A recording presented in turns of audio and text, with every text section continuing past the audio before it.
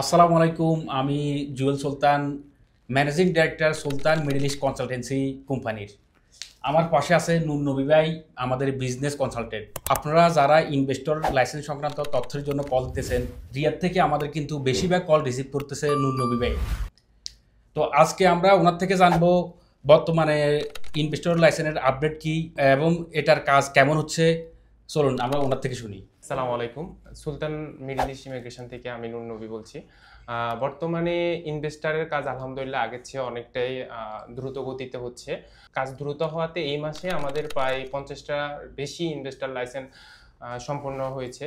তো আলহামদুলিল্লাহ অল্প সময়ের মধ্যে আমরা বর্তমানে কাস্টমারদেরকে কাজ ডেলিভারি দিতে পারছি এবং কি কাজের চাহিদাও বাড়ছে। যেহেতু বর্তমানে ওপেনিং এর ক্ষেত্রে গভর্নমেন্ট একটা ফি নির্ধারণ ছিল 12,000, যেটা এখন গভর্নমেন্ট নিতেছে না।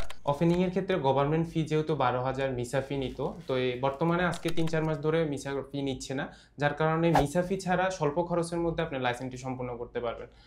আর বর্তমানে লাইসেন্স মূলত দুইটা ক্যাটাগরির মধ্যে নিয়ে আসছে। আপনি সার্ভিস এবং ট্রেডিং করলে সৌদিতে A to Z সব ধরনের ব্যবসায় করতে পারবেন।